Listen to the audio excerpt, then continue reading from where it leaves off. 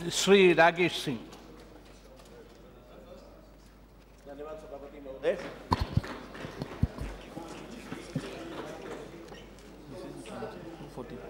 महोदय, मैं आभार प्रकट करता हूं कि आपने मुझे बोलने का अवसर प्रदान किया।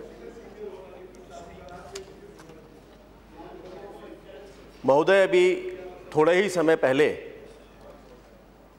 एनडीए की सरकार ने माननीय नरेंद्र मोदी जी के नेतृत्व में हमारे रेल मंत्री मान्यवर गौड़ा जी ने रेल बजट प्रस्तुत किया है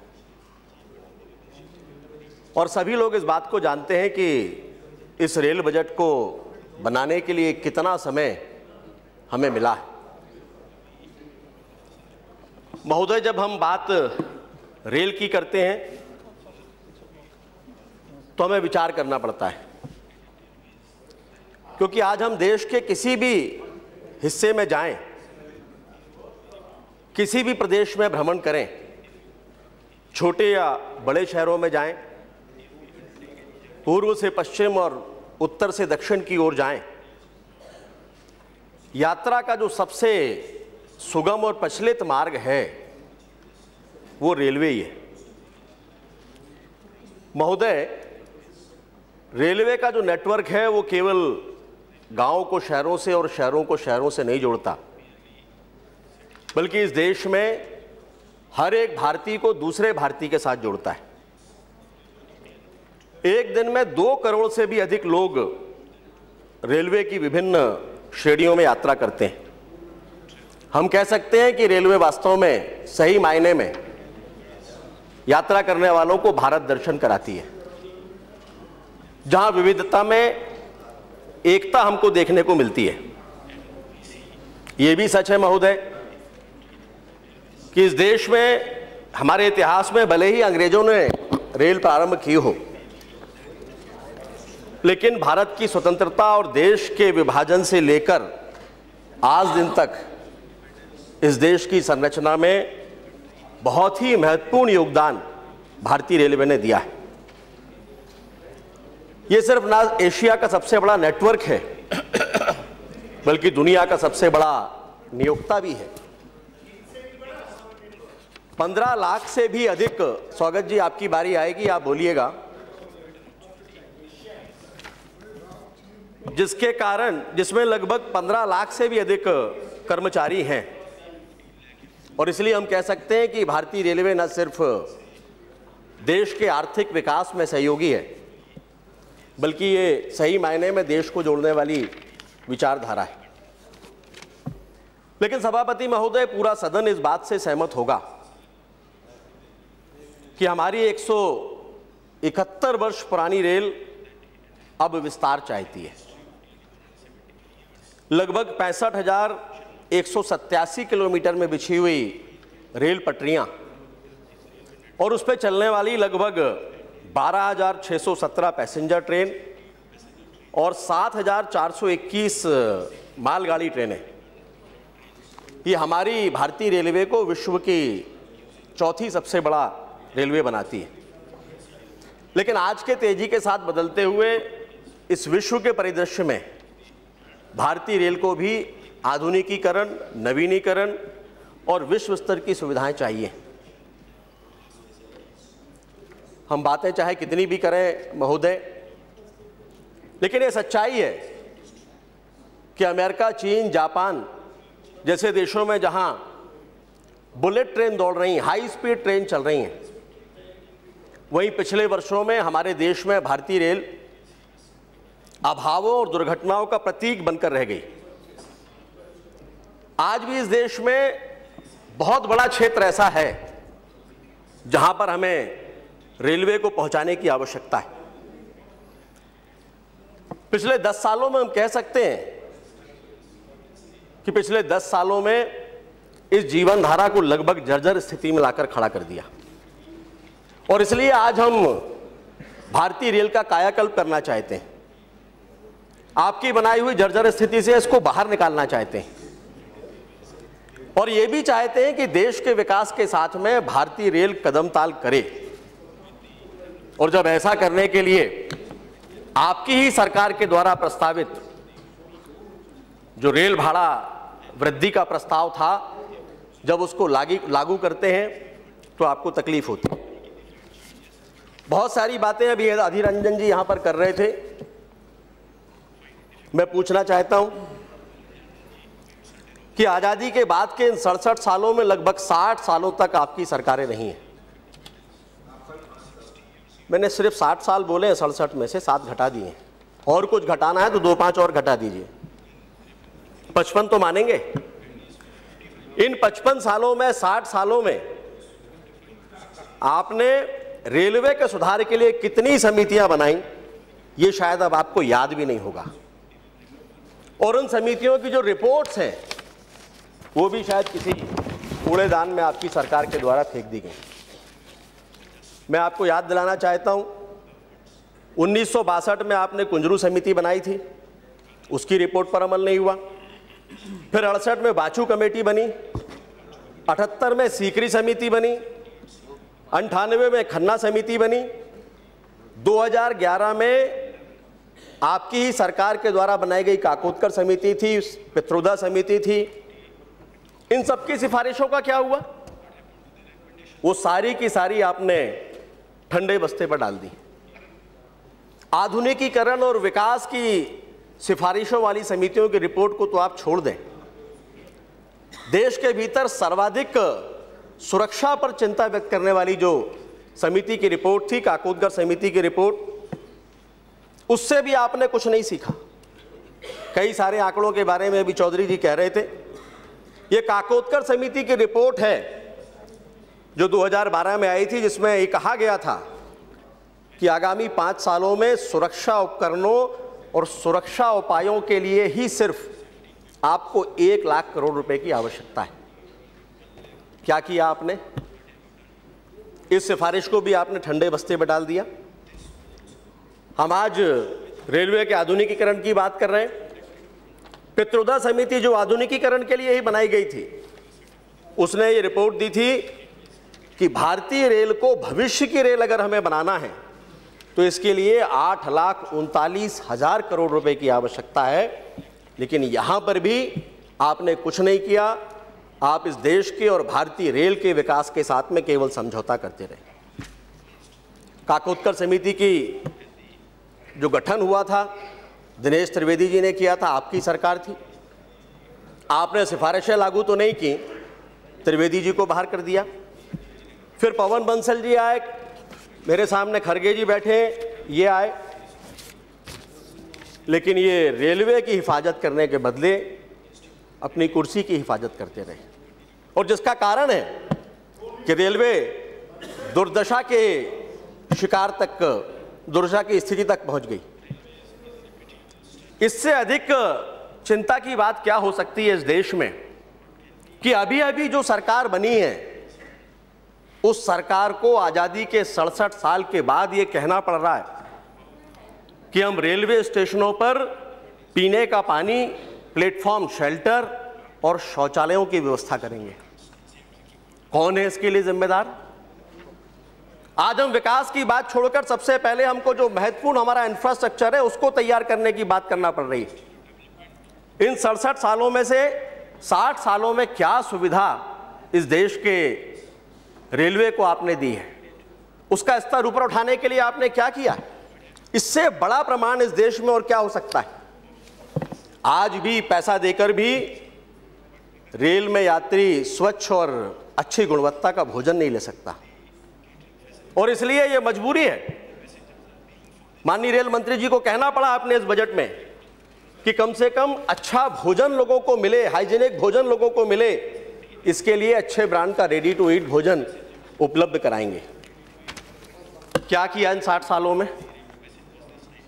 दुनिया का ये चौथा बड़ा रेलवे नेटवर्क, इन 60 सालों में उसको आपने कहां पहुंचाया?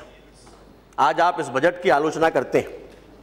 सभापति महोदय, 1853 में पहली ट्रेन चली थी, और भारत जब आजाद हुआ उसके बाद 1951 में पटरियों की लंबाई 53,596 किलोमीटर थी, और उस समय चीन में मात्र 27,000 किलोमीटर पट्टियां बिछी हुई थी।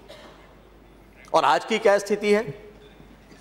अभी अभी आप कह रहे थे कि हम चीन का मॉडल हमको पसंद है, हमको चीन का विकास पसंद है। हमको चीन का मॉडल पसंद नहीं, हमको दुनिया के किसी देश का मॉडल पसंद नहीं है। हमको एक ही मॉडल पसंद है, वो मॉडल है विकास का मॉडल, फिर चाहे वो दुनिया में किसी भी देश का क्यों ना हो। और इसीलिए अगर हम विकास की बात करते हैं, किसी मॉडल की बात करते हैं, तो आपको तकलीफ क्यों होती है? हम आंकड़े आपके सामने रख रहे हैं, सच्चाई आपको बता रहे हैं। गुजरात मॉडल तो हमने पहले ही कहा है,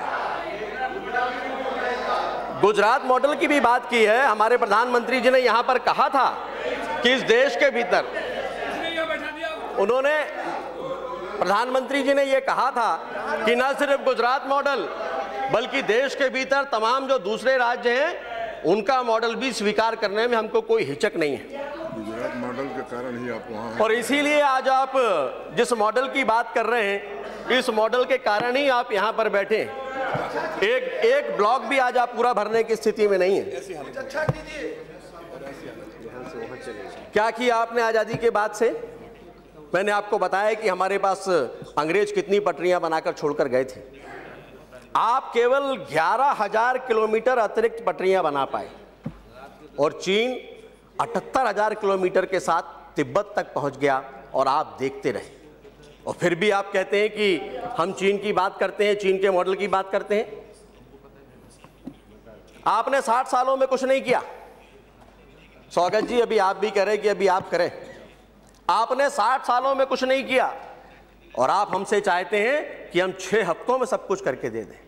हम करके दिखाएंगे, जो कहा है इस सदन के भीतर उसको करके हम दिखाएंगे। और जो करके हमने दिखाया है, कि देश इस बात का गवाह है कि माननीय नरेंद्र मोदी जी ने जो कहा था वो करके दिखाया। और इसीलिए आज हम बहुमत के साथ यहां पर बैठे हैं और आप वहां पर बैठे हैं। हम पश्चिम बंगाल भी बनाने को तैयार हैं। आप वहां की अच्छी बातों को लाइए, हम उनको भी फॉलो करेंगे।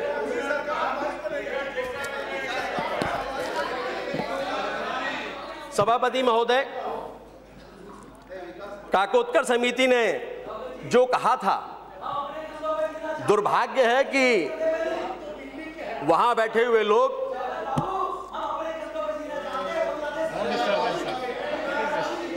Please don't disturbance. Continue. Please continue. ये दुर्भाग्यपूर्ण स्थिति है कि वहां के लोग जब इस तरफ बैठे हुए थे तो आप कितने अहंकार में थे। देश की जनता की सुरक्षा के साथ किस तरह आप खिलवाड़ कर रहे थे। काकोत्कर समिति ने कहा था कि हर वर्ष कम से कम 15,000 लोगों की ट्रेन से कटकर मौत होती है। और यह भी समिति ने कहा था कि 2010 में पूरी दुनिया में जो 50 बड़ी रेल दुर्घटनाएं हुई थीं, उनमें से केवल 14 भारत में हुई थीं और उस समय आपकी सरकार थी। लेकिन आपने सीखा क्या? क्या व्यवस्था की सुरक्षा मत के लिए आपने? और जो किया, मेरे ख्याल से 2 रुपये 86 पैसे के आसपास आपने प्रति यात्री सुरक्षा मद में प्रावधान किया था। लेकिन 2012-13 में जो आवंटन सुरक्षा मद में आपने किया था, वो राशि भी आप खर्च नहीं कर पाए। ये कैग की रिपोर्ट बोलती है। इससे अधिक दुर्भाग्यपूर्ण स्थिति और क्या हो सकती है? हम बताना चाहते हैं, अभी आपने कहा था कि 5 साल के लिए हम आए थे। एनडीए की सरकार थी, माननीय अटल बिहारी वाजपेयी जी उस समय प्रधानमंत्री थे। 2003 में उस समय हमने कॉर्पोरेट सेफ्टी प्लान की शुरुआत की थी। ये रेल और इस देश की जनता की सुरक्षा की भावनाओं का ध्यान में रखते हुए की थी। 10 साल में 2 चरणों में उसको पूरा होना था। लेकिन कैग की रिपोर्ट कहती है कि 31,835 करोड़ रुपए के फंड के साथ जो सेफ्टी प्लान शुरू हुआ था, उसका पहला चरण 2008 में भी पूरा नहीं किया जा सका, जिसके तहत पुराने रेल इंजनों और पटरियों को बदला जाना था। दूसरी बात आपको बताना चाहते हैं, सुरक्षा को लेकर कितने संवेदनशील आप हैं।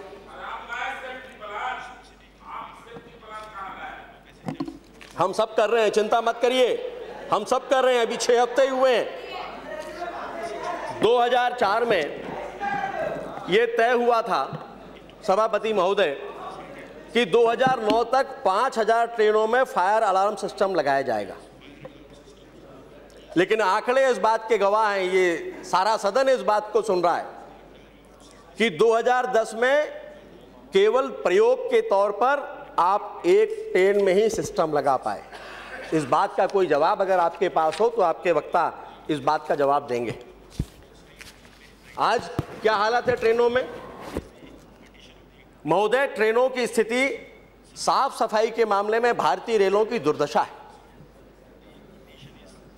और आप जब इधर बैठे हुए थे, आपके ही एक मंत्री ने कहा था रेलवे को कि ये खुला शौचालय। आप सभी मंत्री उन मंत्री जी का नाम भी जानते हैं, लेकिन किया क्या? रेलवे में साफ सफाई हो, स्वच्छता हो, ये खुला शौचालय ना रहे इस देश में रेल, इसके लिए क्या कदम आपने उठाए?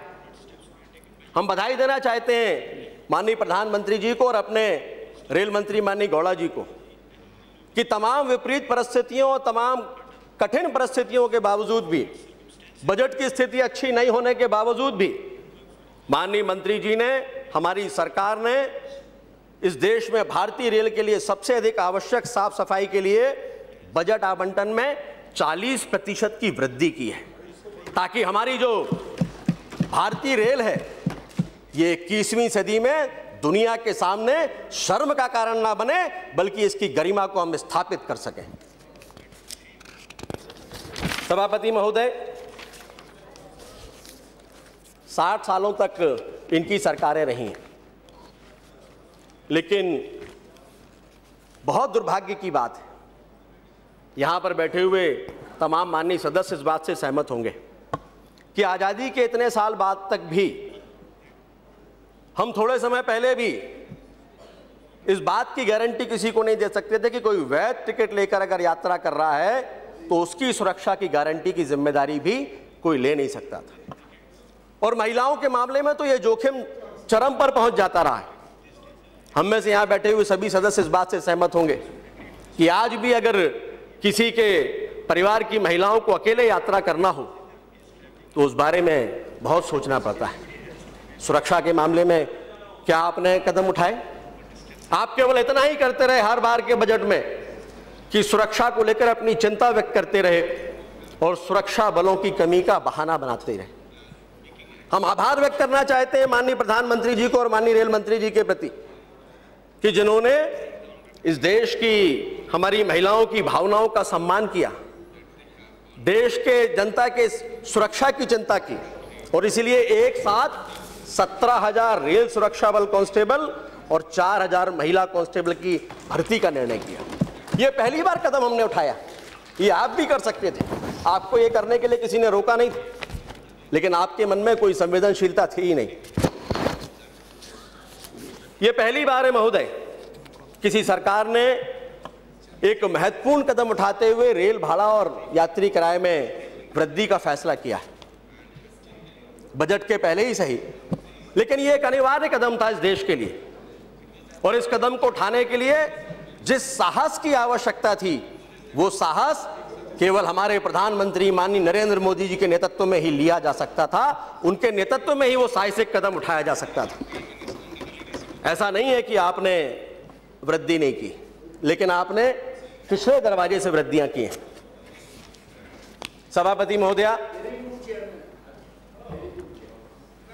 महोदया कि यूपीए सरकार ने जो वृद्धि की है वो पीछे के दरवाजे से की। ये साहस उनके भीतर नहीं था और इसीलिए उन्होंने, सभी को याद होगा कि पैसेंजर ट्रेनों को सुपरफास्ट घोषित कर दिया था और उनमें एक साथ 20 से 30 रुपए, 40 रुपए, 50 रुपए की वृद्धि की गई थी। आज भी लोग याद करते हैं कि जिन ट्रेनों को सुपरफास्ट घोषित किया गया था उनमें और पैसेंजर ट्रेनों में क्या अंतर है। अध्यक्ष महोदय, आज हम गर्व के साथ में कह सकते हैं कि इस देश में तब रेलवे के विकास के बारे में सोचा गया है जब इस देश के भीतर एनडीए की सरकार बनी है या भारतीय जनता पार्टी के नेतृत्व की सरकार बनी है।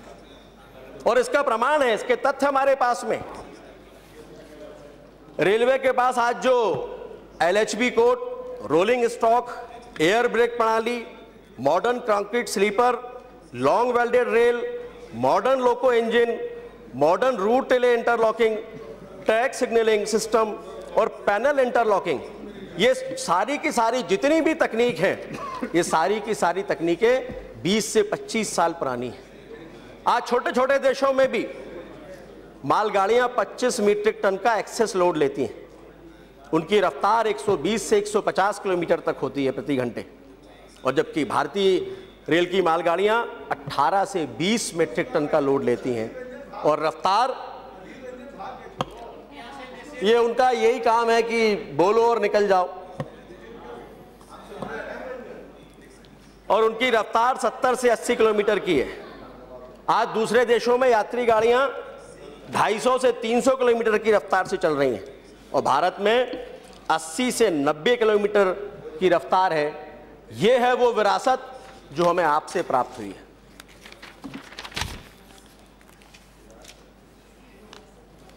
अभी अभी अधीर रंजन जी कह रहे थे परियोजनाओं के बारे में कि आप नहीं चाहते कि नई रेलवे लाइनें बिछें, आप ये भी नहीं चाहते कि अमान परिवर्तन हो। हम बिल्कुल चाहते हैं कि नई लाइनें भी बिछें और अमान परिवर्तन का काम भी हो, लेकिन हम ये नहीं चाहते कि इस देश के भीतर रेलवे की परियोजनाओं का मजाक बने। और इसका प्रमाण है इसका, माननीय रेल मंत्री जी ने अपने बजट भाषण में इसका उल्लेख किया कि आपके समय पर परियोजनाओं को पूरा करने पर जोर दिए जाने के बजाय उनको केवल स्वीकृति पर उनका ध्यान दिया गया। पिछले 30 सालों में 1,57,883 करोड़ रुपए मूल्य की 676 परियोजनाएं स्वीकृत की गईं। इनमें से केवल 317 परियोजनाओं को पूरा किया गया। शेष 359 परियोजनाएं आज भी बाकी हैं, जिनको पूरा करने के लिए 1,82,000 करोड़ रुपए की आवश्यकता है। पिछले 10 सालों में आपने 60,000 करोड़ रुपए मूल्य की 99 नई लाइन परियोजनाओं को स्वीकृत किया, और जिनमें से आज की तारीख तक मात्र 1 परियोजना को पूरा किया गया है। 4 परियोजनाएं तो उनमें से ऐसी हैं जो 30 साल से भी अधिक पुरानी हैं।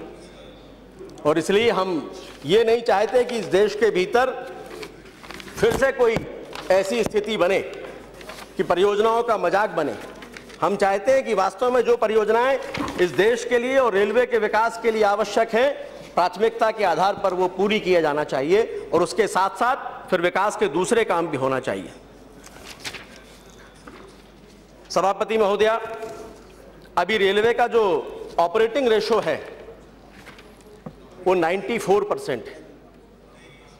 2013 और 14 में यात्री किराए पर, आपकी सरकार थी 2013-14 में खड़गे जी, यात्री किराए पर रेलवे को प्रति यात्री हर किलोमीटर पे 23 पैसे का घाटा होता था। और जब अटल जी की सरकार थी 2001-2002 में, उस समय प्रति यात्री घाटा मात्र 10 पैसे था।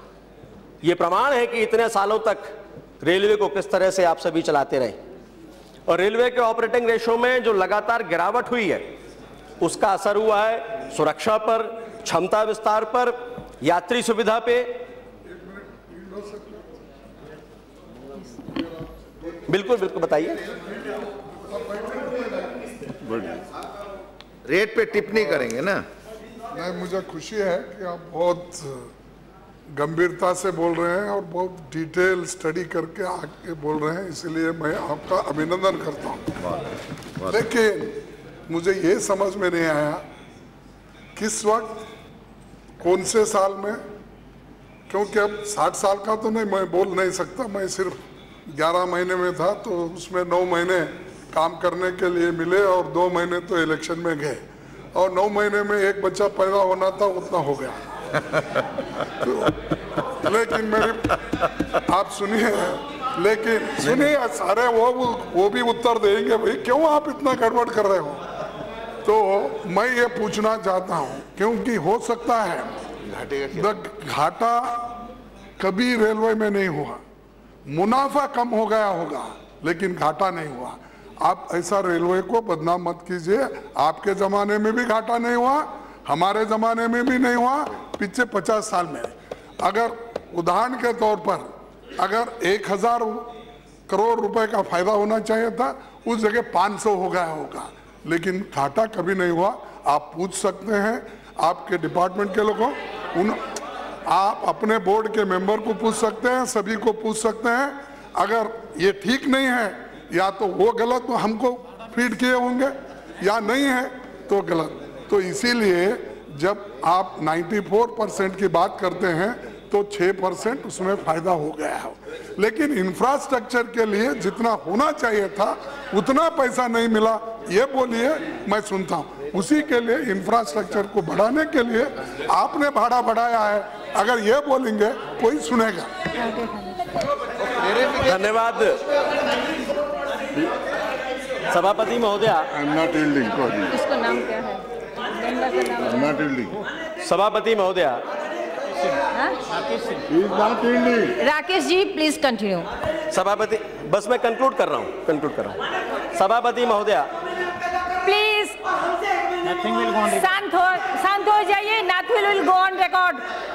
Rakesh ji please continue. सभापति महोदया, अभी अभी खड़गे जी ने अपनी बात रखी है, मैं उनको बताना चाहता हूं कि मैंने 23 पैसे प्रति किलोमीटर घाटे की अगर बात की है तो वो आपके रेल बजट का उल्लेख मैंने किया है, जो आपके द्वारा रेल बजट प्रस्तुत किया गया था, और इसलिए अच्छा होगा कि एक बार आपके लोग उसका अध्ययन कर लें। मैंने ओवरऑल रेलवे में घाटे की बात नहीं की है।